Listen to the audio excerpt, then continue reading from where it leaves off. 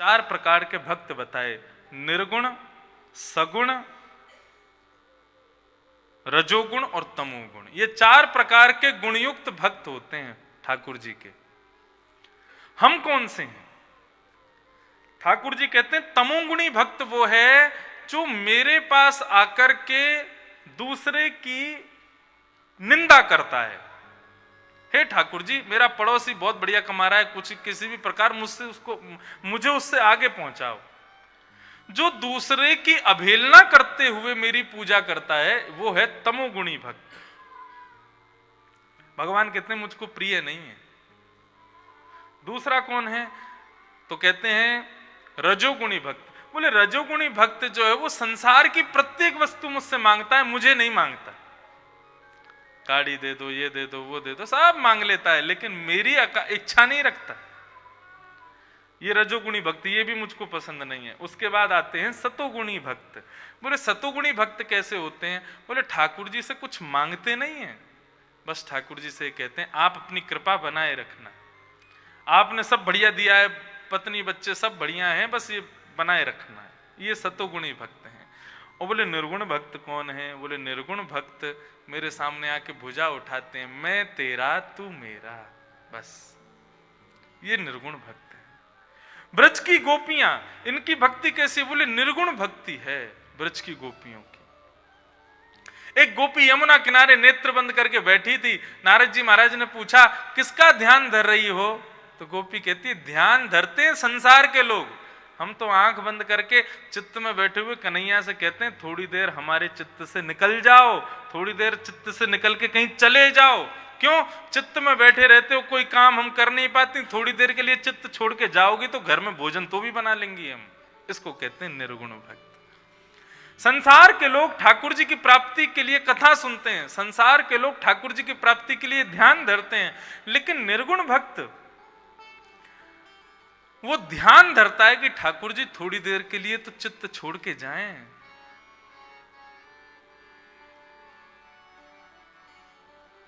कौन सा? वाह। माई मेरे श्याम लग्यो संग डोले, जित जाऊं थाड़ो ही पावे, जित जाऊं थाड़ो ही पावे, बिना बुलाए बोले, बिना बुलाए बोले, शाम लग्यो संग डोले। समझ में आ रहा है? ब्रज की गोपी गा रही है, माई मेरे श्याम लगो संग डोले, संग में ही डोले पूरे दिन, जित जाऊं उत थाड़ो ही पावे, कहीं चली जाऊं वहीं पे खड़ो ही मिले मुकू वहीं थाड़ो रे।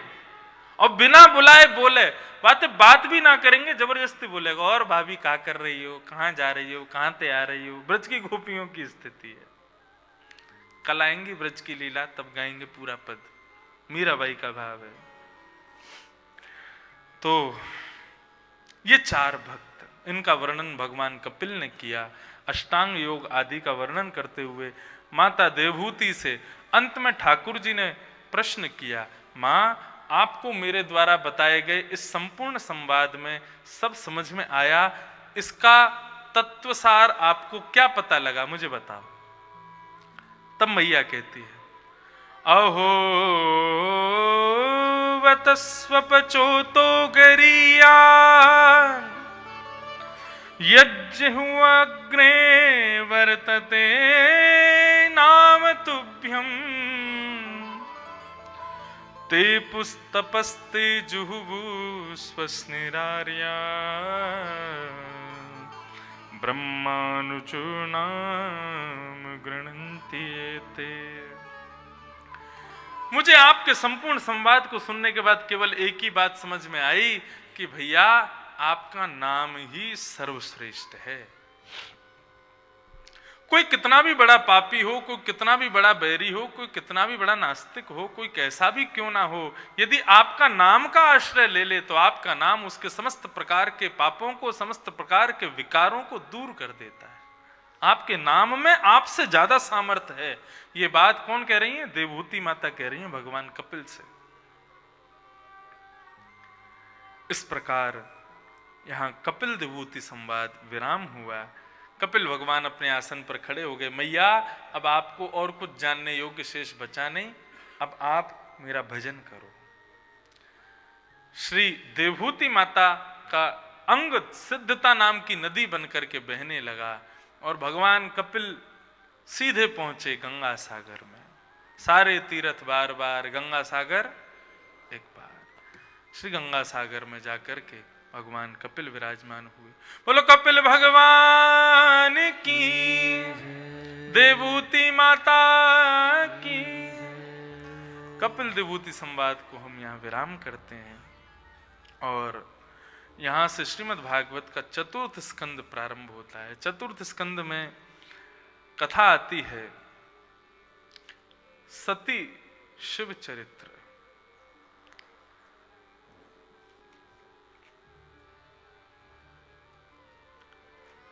भगवत मिलन में जो बाधा बने उसका त्याग कर देना चाहिए।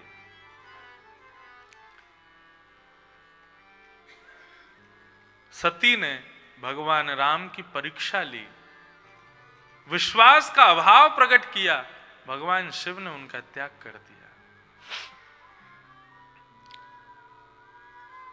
इस प्रकार देवहूति, आकुति, प्रसूति तीनों बहनों की कथा बताई गई। इनके दो भाई हैं, प्रियव्रत और उत्तान। अब यहां कथा उत्तानपाद राजा की है। उत्तानपाद राजा की दो पत्नियां हैं, सुरुचि और सुनीति। ये दो पत्नियां हैं उत्तानपाद राजा की। थोड़ा ध्यान से सुनिएगा, ध्रुव की कथा शुरू हो रही है। उत्तानपाद का मतलब क्या है? उत्तानौपादः, जिसके पैर ऊपर की तरफ रहते हैं उसको उत्तानपाद कहते हैं। हम सबके पैर ऊपर की तरफ कब होते हैं? जब हम किसी को साष्टांग दंडवत करते हैं तो हमारे पैर ऊपर की तरफ हो जाते हैं। उत्तानपाद राजा सबको प्रणाम करते हैं, इसलिए उनका नाम ही पड़ गया उत्तानपाद। उत्तानपाद नाम युधिष्ठिर का भी है। युधिष्ठिर का एक नियम है, वो पीला वस्त्र जहां देख लेता है वो समझते हैं कि ये द्वारिकाधीश हैं, तुरंत प्रणाम करने लग जाते हैं, इसलिए उनको भी उत्तानपाद कहा गया। लेकिन उत्तानपाद राजा की दो पत्नी हैं, सुनीति और सुरुचि। बहुत ध्यान से सुनिएगा। ये उत्तानपाद कौन है? उत्तानपाद हम मानव हैं, हम सब मानव उत्तानपाद हैं और हम सब की दो पत्नियां हैं, सुनीति और सुरुचि। सुरुचि किसको कहते हैं? सुरुचि कहते हैं मन को और सुनीति कहते हैं बुद्धि को। हमें कोई भी काम करना है, कोई भी क्रिया करनी है तो हमको दो लोगों से पूछना पड़ता है। मन से अलग पूछना पड़ता है, बुद्धि से अलग पूछना पड़ता है। कथा सुननी है, कथा सुनने के लिए बुद्धि और मन दोनों की इच्छा होना बहुत जरूरी है। कई बार मन की इच्छा नहीं होती, अरे क्या 4 घंटे बैठना पड़ेगा, एक आसन पर बैठे रहो, व्यास जी कैसी कथा सुनाएंगे, क्या होगा क्या नहीं होगा, आदि आदि सब बातें। मन की कई बार कथा सुनने में उतनी रुचि नहीं बनती, लेकिन हमारी बुद्धि कहती है। संसार के विकार तो खूब ले लिए, संसार के साधन तो खूब ग्रहण कर लिए, लेकिन यदि थोड़ी देर कथा जाकर के सुनोगे तो कुछ ज्ञान ही प्राप्त होगा, कुछ अच्छा ही प्राप्त होगा। बहुत कम ऐसा होता है कि बुद्धि और मन दोनों एक साथ कहें कि हाँ ये काम हमें करना है, नहीं तो दोनों के अलग अलग रास्ते होते हैं। शरीर बहुत मोटा होता जा रहा है, सुबह 5 बजे उठ करके घूमना चाहिए, रात में अलार्म लगा लेंगे, मन को समझाएंगे कल सुबह चलेगा ना, बोले हाँ चलेंगे। बुद्धि तो कहती है घूमना ही है, सुबह 5 बजे का अलार्म लगा लेंगे, 5 बजे अलार्म बजता है, जैसे ही अलार्म बजता है तो महाराज एक बार को एक आंख खोल के फिर अलार्म देखते हैं। अच्छा 5 बज गए, क्या करना था? बोले घूमने जाना है। बाहर कैसा मौसम है? बोले थोड़ी थोड़ी ठंड पड़ रही है, हल्का सर्दी का सा मौसम है, रजाई भीतर से गर्म हो गई है, बिस्तर बढ़िया रात भर तप चुका है, अब यहां से उठेंगे, जूते पहनेंगे, हाथ मुंह धोएंगे, फिर घूमने जाएंगे, फिर लौट के आएंगे, बड़ा झंझट का काम है। बुद्धि तो कहती है चलो, लेकिन मन कहता है थोड़ा रुको, थोड़ा विचार करो। मन की मान करके हम नहीं जाते, लेकिन कार्यशील तब होता है जब मन बुद्धि दोनों एक साथ आज्ञा करते।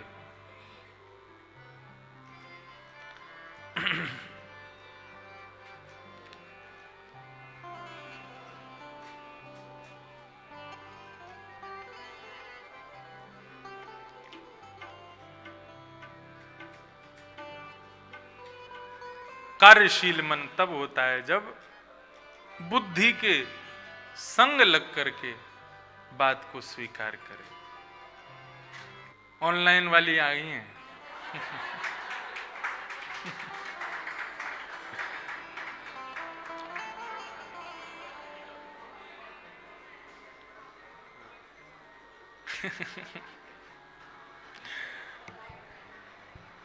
परम सौभाग्य आज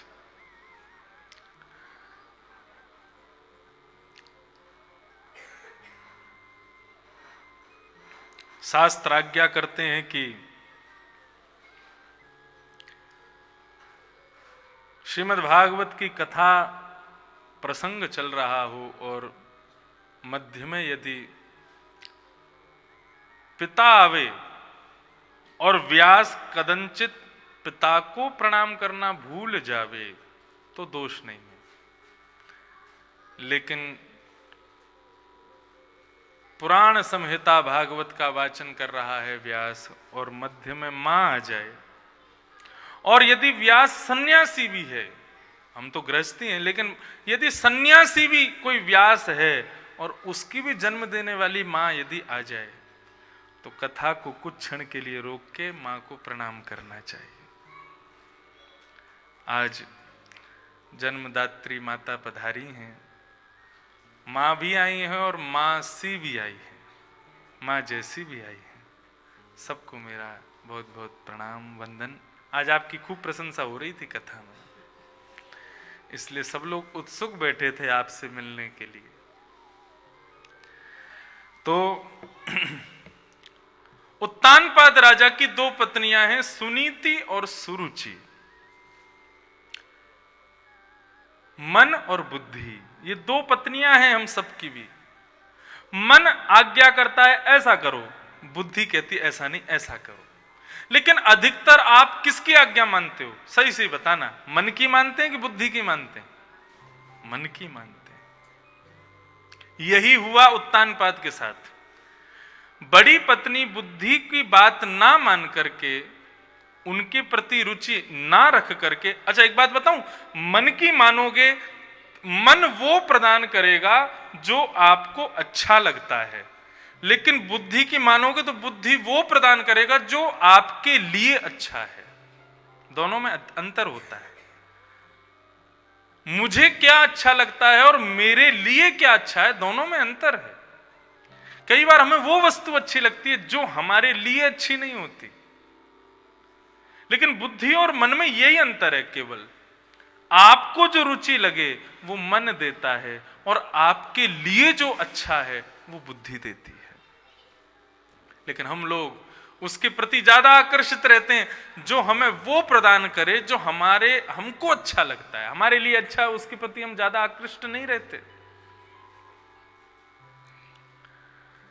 उत्तानपाद राजा छोटी पत्नी के प्रति आकृष्ट हो गए, सुरुचि के प्रति आकृष्ट हो गए, और बड़ी पत्नी को घर से निकाल दिया। बड़ी पत्नी के पुत्र हुए ध्रुव और छोटी पत्नी सुरुचि के पुत्र हुए उत्तम। देखो यहां पर भी बात समझने की है। बुद्धि के द्वारा जो पुत्र उत्पन्न होता है उसका नाम है ध्रुव। ध्रुव का मतलब होता है अकाट्य सत्य।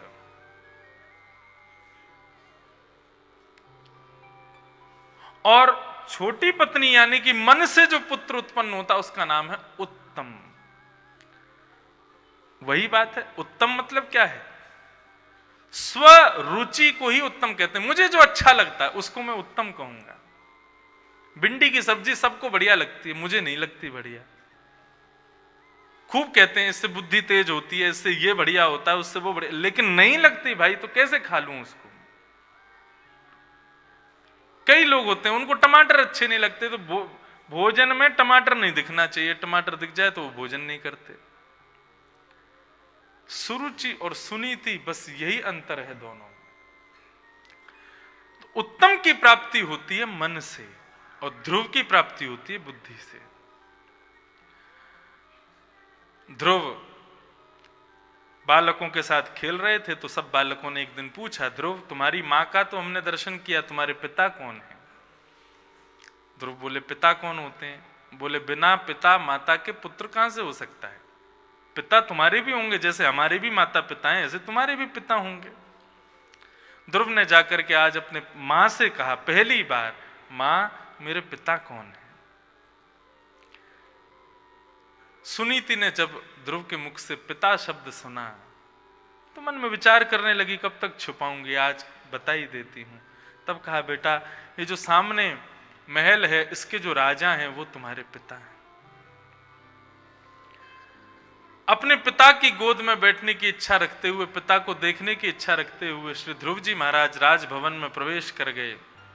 भीतर जाकर के देखा तो पिता की गोद में छोटी मां का बेटा उत्तम बैठा है।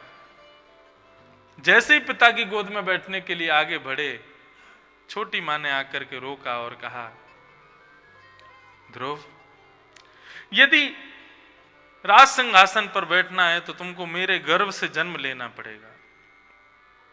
उसके लिए वन में जाओ, वन में जाके ठाकुर जी की आराधना करो, ठाकुर जी आराधना से प्रसन्न हो जाएंगे, तपस्या से प्रसन्न हो जाएंगे, तब उनको कहना कि मैं छोटी मां के गर्भ से जन्म ले लूं। जब तुम मर करके पुनः मेरे गर्भ से जन्म लोगे तब इस गद्दी पर बैठना। कितनी लंबी प्रोसेस बताई। ध्रुव जी महाराज रोते रोते अपनी मां के पास आए। सुनीति को जब पता चला कि छोटी बहू ने डांटा है, सुनीति ने अपने पुत्र को समझाया, बेटा तू दुखी क्यों होता है? मानव का स्वभाव हंस की तरह होना चाहिए।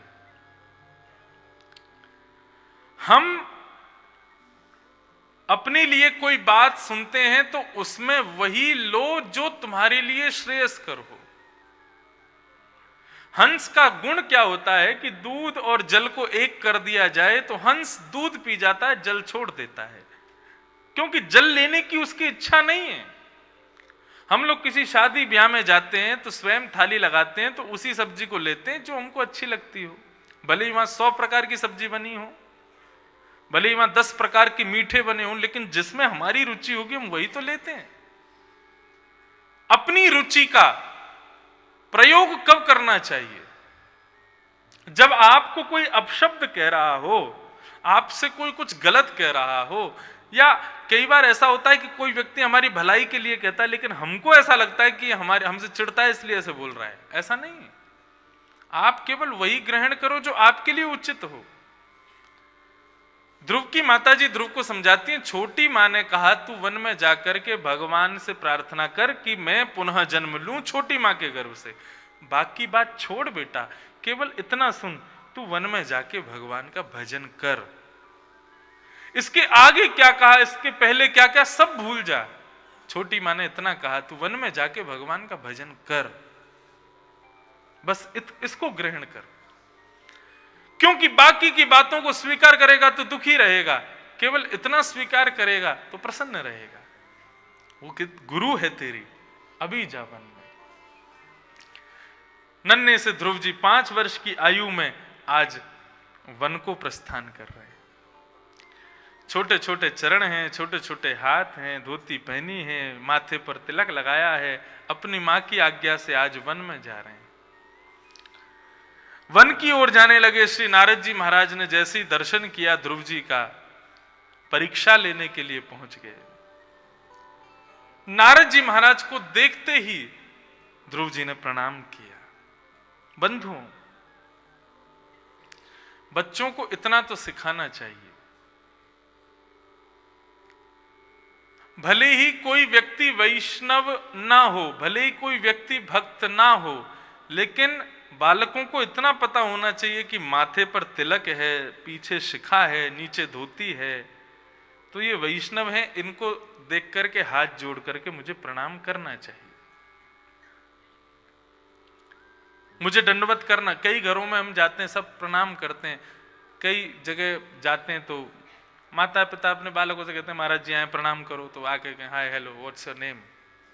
मैंने कहा अच्छा लाओ भाई हाथ दो, हमारा नाम इंद्रेश, तुम्हारा नाम क्या। ये नहीं होना चाहिए। कोई झुक करके प्रणाम करे वो जरूरी नहीं है, लेकिन आप किसी वैष्णव को देखो तो हाथ जोड़ करके जय श्री कृष्ण कहो, इतना तो बालकों को सिखाना चाहिए। भले ही वो व्यक्ति कैसा भी हो, लेकिन उसके भेष का सम्मान होना चाहिए।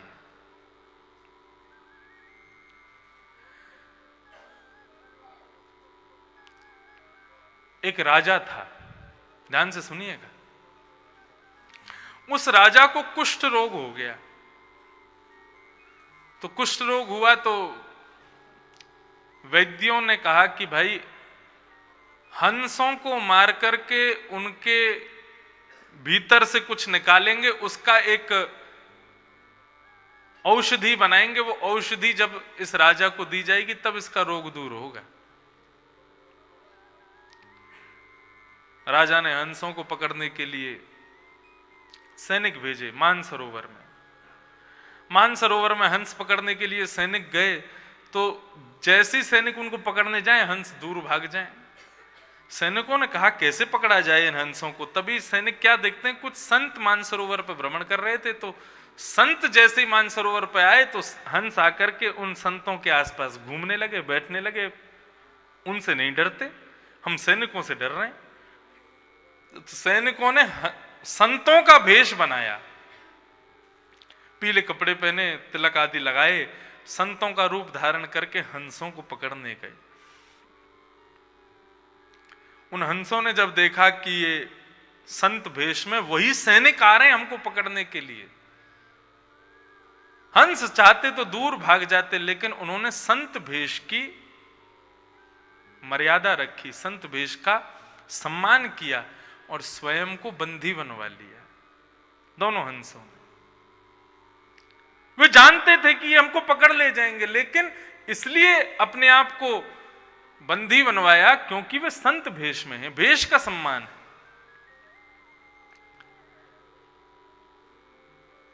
सैनिक पकड़ करके उनको लेकर के गए। उन हंसों के भीतर संत भेष के प्रति इतनी निष्ठा देख करके भगवान रीझ गए और भगवान एक वैद्य का रूप धारण करके राजा के पास आए और राजा से आकर के कहा, राजा तुमने इन हंसों को क्यों पकड़ रखा है। बोले इनको मार के इनसे एक औषधि बनेगी, उससे मेरा रोग दूर होगा।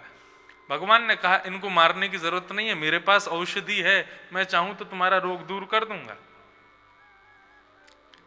राजा ने कहा मेरा रोग दूर हो जाएगा तो मैं हंसों को छोड़ दूंगा, आप मुझे औषधि दो। तो ठाकुर जी ने औषधि दी, औषधि से राजा का रोग दूर हो गया।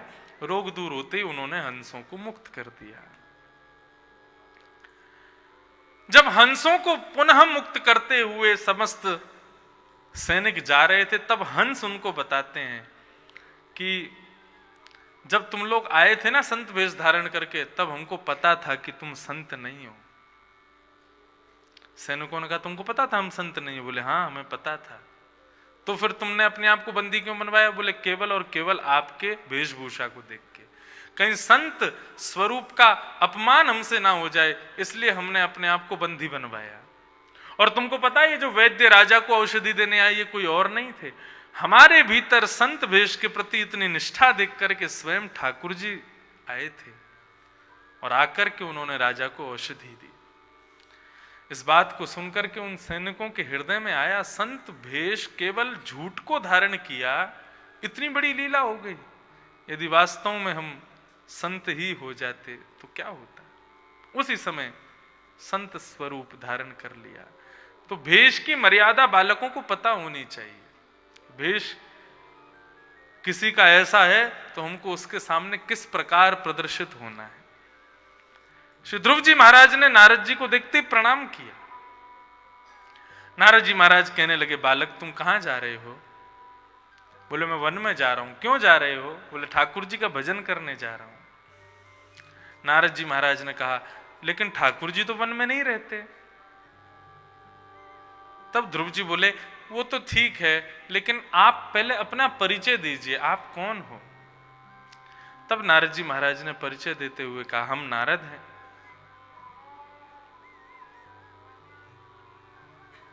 ध्रुव जी महाराज कहने लगे, आप नारद कैसे हो सकते हो? मेरी मां तो कहती है नारदो देव दर्शन।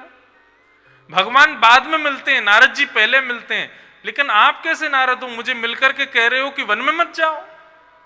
आप नारद नहीं हो सकते। ध्रुव जी की उस बात से नारद जी रीझ गए।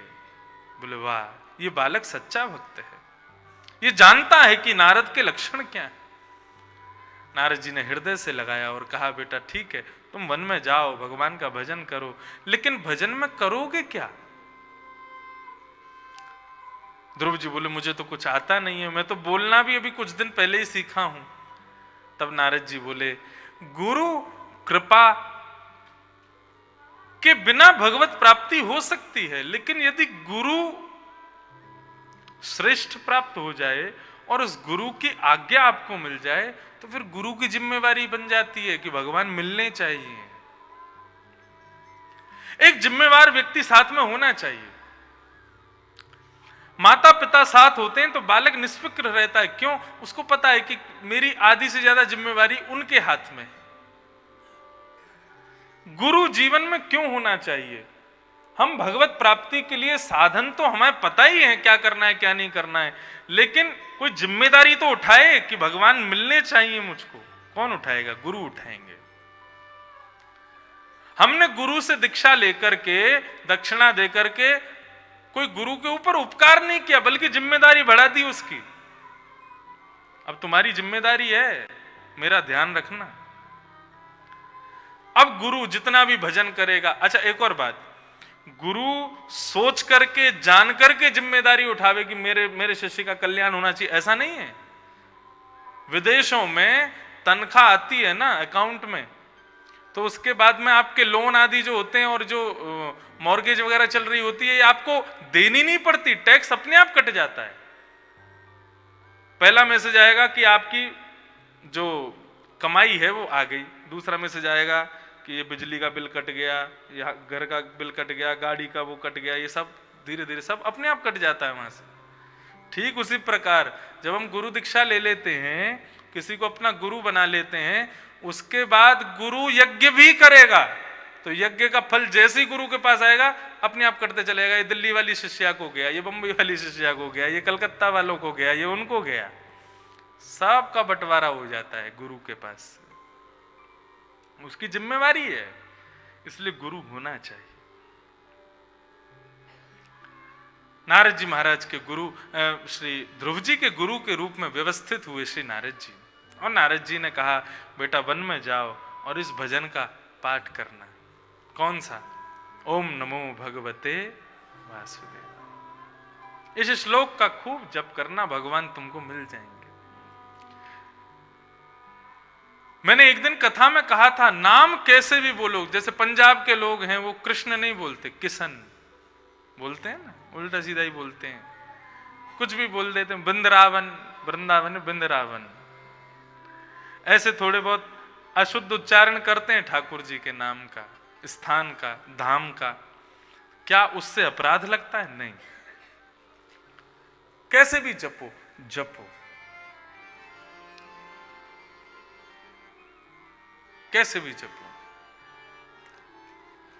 एक वही रागरेंदु पहले जो था वही। एक किसान था, वो किसान अपनी खेती में खेती करता था, तो एक बार राह चलते हुए संत वहां से गुजर रहे थे, उन्होंने सोचा कि भाई शाम हो गई है, कहीं कुछ भोजन पानी कुछ मिल जाए, थोड़ा भजन कर लेंगे। तो उन्होंने देखा कि एक किसान अपने खेत में घूम रहा है, तो बोले इसी के पास रुक जाते हैं। उससे कहा भैया हम महात्मा हैं, अयोध्या की ओर जा रहे हैं, रात्रि हो गई है, कहीं भोजन प्रसाद मिल जाएगा तो तुम्हारे यहाँ 2 टिक्कर बना के खा लेंगे, भजन कर लेंगे। अरे उसने कहा आओ आओ महाराज पधारो। उसने संत को स्थान दिया, थोड़ा आटा दे दिया, टिक्कर बना के संत ने पा लिया। भजन करने बैठे थे तो किसान आकर के बैठा, प्रणाम किया, बोले महाराज मैं थोड़ी सी आपसे एक बात कर लूं? बोले हाँ बताओ। बोले ऐ जी ये बताओ, हम भजन तो करते नहीं है, हमको कुछ पता तो है नहीं है, और हमारे गांव में दूर दूर तक कोई ऐसी कथा वथा भी नहीं होती, कोई गुरु भी नहीं है हमारे, और हमने एक बार सुनी थी बिना गुरु के कल्याण होता नहीं है, आप हमको कुछ बता दो।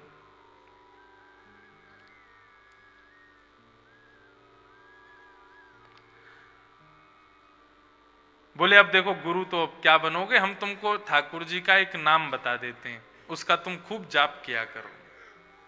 उसने कही बता दो। बोले ओम नमो भगवते वासुदेवाय। किसान बेचारा ज्यादा पढ़ा लिखा नहीं था, बोला इतना कठिन नाम ये तो मैं नहीं गा पाऊंगा, मुझे तो कोई सरल सो बता जाओ जो मैं खेती करतो भयो, हल चलातो भयो और अपने गैयान ने चरातो भयो, मैं गातो रहे करूंगा। बोले अब इससे सरल तुमको क्या बताएं? महामंत्र बताया। बोले हरे कृष्ण कृष्ण कृष्ण हरे हरे, हरे राम राम राम हरे।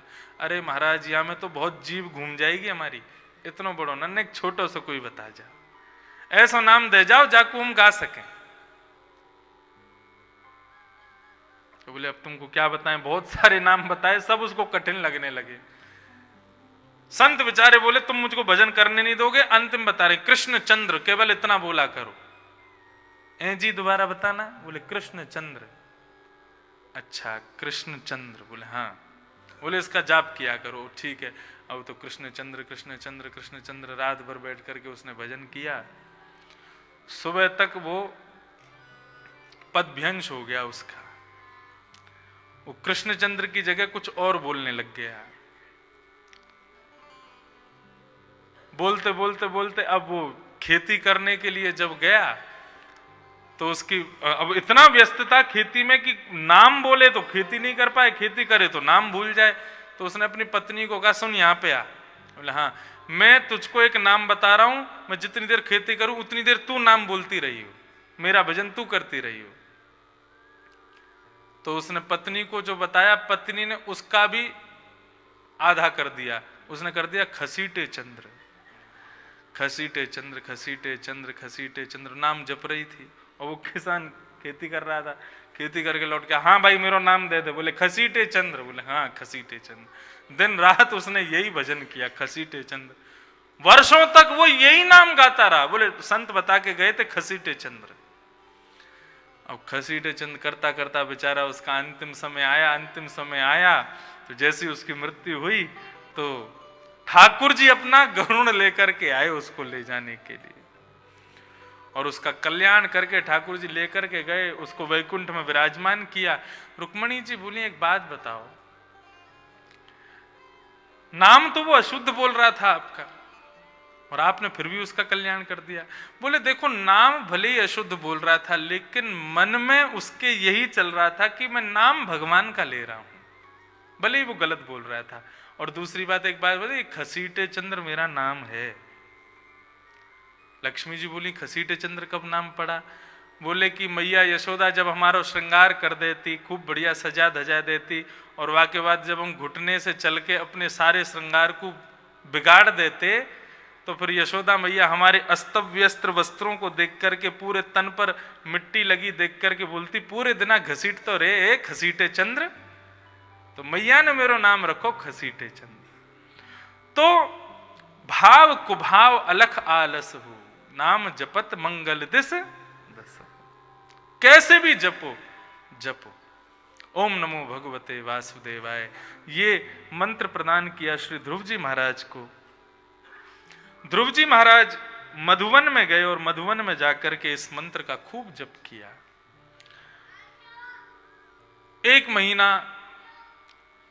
तिरात्रांते तिरात्रांते कपित्थ बदरासन। 3 रात्रि तक श्री ध्रुव जी कुछ नहीं खाते और 3 रात्रि बाद कपित्थ फल खाकर के भजन करते। दूसरा महीना प्रारंभ हुआ, 6 दिन तक ध्रुव जी कुछ नहीं खाते और 6 दिन बाद केवल जल पी करके भजन करते हैं। तीसरा महीना प्रारंभ हुआ, 9 दिन तक ध्रुव जी कुछ नहीं खाते, 9 दिन बाद केवल पत्ते खा करके भजन कर रहे हैं। चौथा महीना प्रारंभ हुआ, ध्रुव जी महाराज अब ना कुछ खाते हैं ना कुछ पीते हैं, 12 दिन में केवल एक बार श्वास लेते हैं और भजन कर रहे हैं। जैसे ही 5वां महीना प्रारंभ हुआ, ध्रुव जी महाराज ने देखा कि अभी तक ठाकुर जी मुझको मिले नहीं। अपना दोनों भुजा आकाश की ओर करते हुए अपनी एक चरण को ऊपर उठा करके अपने अंगुष्ठ पर खड़े होकर के ध्रुव जी ने अब केवल एक बार श्वास को भीतर लिया और पूरे महीने श्वास को छोड़ा ही नहीं। श्वास को वशीकृत करते हुए जब भगवान का भजन किया, देवता दौड़े दौड़े भगवान के पास गए, जाकर के कहा प्रभु इसको दर्शन दीजिए, ऐसा अद्भुत भक्त आपके दर्शन की अभिलाषा में खड़ा हुआ है। ठाकुर जी समस्त देवताओं से कहते हैं कि भैया ऐसे भक्त को दर्शन देने के लिए नहीं, ऐसे भक्त का दर्शन करने के लिए हम जाएंगे। ठाकुर जी गरुड़ पर बैठकर के ध्रुव जी के सामने प्रकट हो गए। ध्रुव जी भजन कर रहे हैं, ठाकुर जी ने अंतः हृदय में दिख रही जो छवि ध्रुव जी को आनंदित कर रही थी, उस छवि को अंतर ध्यान कर दिया। जब अंतः हृदय की छवि अंतर ध्यान हुई, ध्रुव जी ने पीड़ा में आतुर होकर के नेत्र खोल करके देखा तो सामने गरुड़ पर शंख चक्र गदा पद्मधारी श्रीमन नारायण खड़े हुए। ध्रुव जी महाराज ने चरणों में प्रणाम किया। ठाकुर जी ने इशारा किया कुछ बोलो। ध्रुव जी बोले हमको बोलना नहीं आता, कुछ ज्ञान नहीं है, क्या बोलूं। तब ठाकुर जी ने अपना शंख ध्रुव जी के गाल से छुपाया। पस्पर्श बालम कृपया कपोलो। जब ठाकुर जी ने कृपा करके अपना शंख ध्रुव जी के गाल से छुपाया, ध्रुव जी को संपूर्ण वेद वेदांत का ज्ञान हो गया और ध्रुव जी ने ठाकुर जी की स्तुति गाई है। क्या कहते हैं? योऽन्तः प्रविश्य मम वाचमिमां प्रसुप्तां संजीवयत्यखिल शक्तिधर स्वधाम्ना अन्यांश्च हस्तचरण श्रवण त्वगादीन् प्राणान्नमो भगवते पुरुषाय तुभ्यम्। हे प्रभु, आपने मेरे भीतर प्रवेश करके मेरी प्रत्येक इंद्रिय को शक्ति प्रदान की। मैं प्रत्येक इंद्रिय से आपका भजन करना चाहता हूं। बंधु, ध्रुव जी की स्तुति सुनिए। ध्रुव जी क्या कह रहे हैं? जब मेरा जन्म हुआ मैं बोलना नहीं जानता था, मेरी जीभ में बोलने की शक्ति किसने प्रदान की? आपने प्रदान की। जिसने जीभ को बोलने की शक्ति प्रदान की, क्या मैं उस जीभ से उस ठाकुर का भजन नहीं कर सकता? मैंने जब जन्म लिया नेत्र खुलते तो थे लेकिन मुझे कुछ दिखता नहीं था। मेरे नेत्रों को देखने की शक्ति और देख करके उसको स्मृति बनाने की शक्ति आपने प्रदान की। मैं अपने आंखों से ठाकुर जी का दर्शन करके उनको धन्यवाद नहीं कर सकता?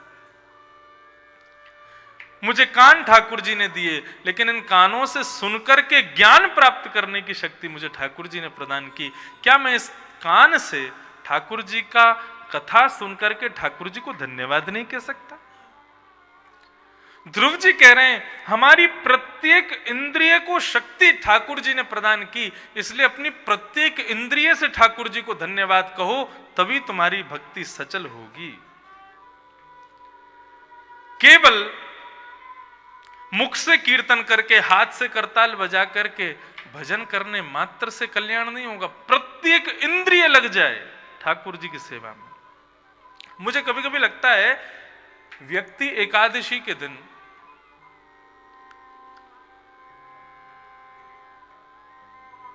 अपनी केवल जीव की एकादशी करता है। आज उसको सुंदर रस नहीं देंगे, आज उसको बढ़िया पकवान नहीं देंगे, आज क्या रखना है? बोले आज केवल फल पे रहेगी जीव। अकेली जीव की एकादशी क्यों हो? हर एकादशी पर एक एक इंद्रिय का समय आना चाहिए।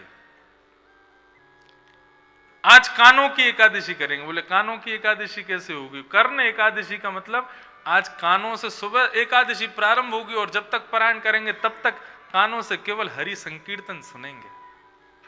कानों को भार की व्यथा नहीं सुनानी है। लोग मौन एकादशी तो करते हैं, बोलते नहीं है कुछ भी, भजन करते हैं, लेकिन कानों की एकादशी भी होनी चाहिए। आज केवल भजन सुनेंगे, आज केवल कीर्तन सुनेंगे, आज केवल कथा सुनेंगे। बाहर की लौकिक चर्चा सुननी ही नहीं है। कानों की एकादशी, नेत्रों की एकादशी, आज केवल भगवत भक्तों का, भगवत वैष्णवों का दर्शन करेंगे, संसार के लोगों का दर्शन नहीं करना। भुजा की एकादशी, क्या मंदिर मार्जनम, आज अपने भुजाओं से ठाकुर जी की पूरे दिन सेवा करेंगे, कभी मंदिर साफ करेंगे, भोजन बनाएंगे, आदि आदि भुजाओं की सेवा। चरणों की सेवा तो लोग करते ही हैं, परिक्रमा लगा करके, प्रदक्षिणा करके, ऐसे करके प्रत्येक इंद्रिय का समय आना चाहिए। प्रत्येक एकादशी पर प्रत्येक इंद्रिय को लगाओ सेवा में, प्रत्येक इंद्रिय से धन्यवाद करो ठाकुर जी को। श्री ध्रुव जी महाराज वही कह रहे हैं, व्यक्ति को अपनी प्रत्येक इंद्रिय से धन्यवाद करना चाहिए ठाकुर जी को। श्री डोंगरे जी महाराज से किसी व्यक्ति ने पूछा कि महाराज इंद्रियों में तो गुप्त अशुद्ध इंद्रियां भी आती हैं, उनसे भजन कैसे होगा? उन अशुद्ध इंद्रियों का स्पर्श करने से तो हम भी अपवित्र हो जाते हैं, फिर आप कहते हैं कि प्रत्येक इंद्रिय भजन में लगे, वो इंद्रियां कैसे लग सकती हैं जो मलमूत्र आदि परित्याग करती हैं?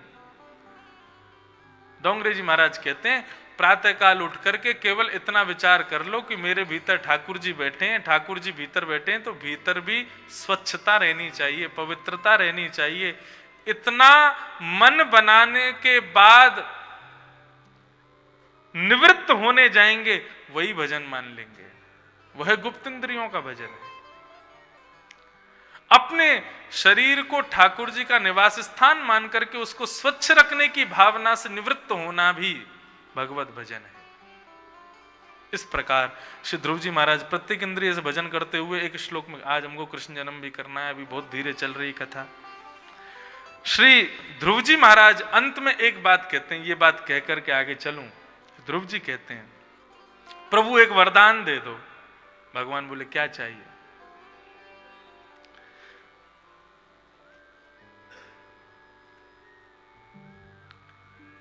भक्ति मुह प्रवहताम त्वयि में प्रसंगो भूयादनंत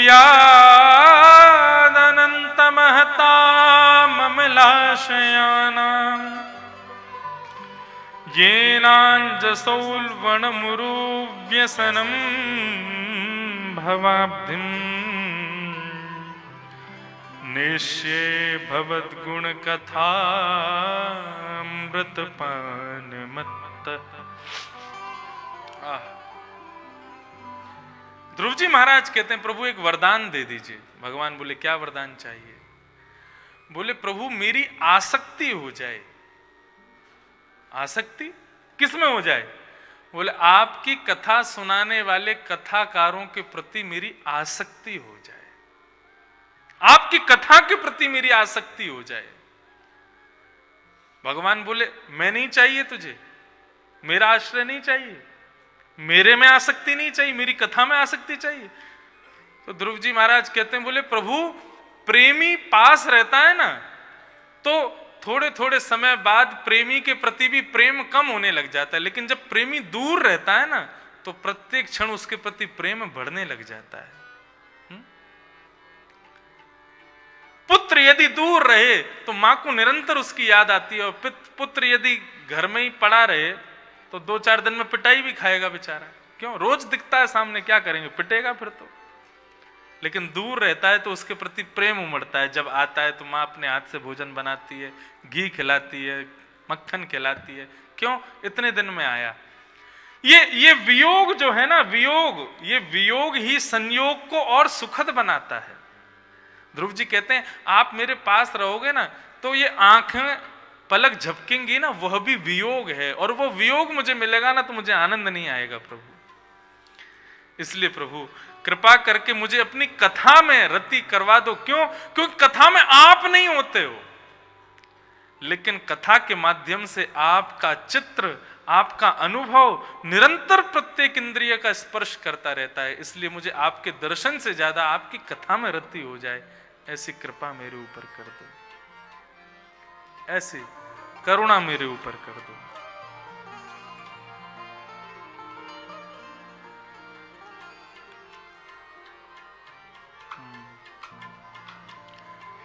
बस यही मांगना चाहता हूं। ध्रुव जी महाराज ठाकुर जी का स्तवन करते हैं, चरणों में प्रणाम करते हैं, और प्रणाम करते हुए ठाकुर जी ध्रुव जी पर कृपा करके वहां से प्रस्थान कर जाते हैं। ध्रुव जी महाराज को 36,000 वर्ष तक राज्य करने के लिए ठाकुर जी ने आज्ञा की, और ठाकुर जी वरदान दे करके वहां से प्रस्थान कर गए। ध्रुव जी यही गाते हुए जा रहे हैं,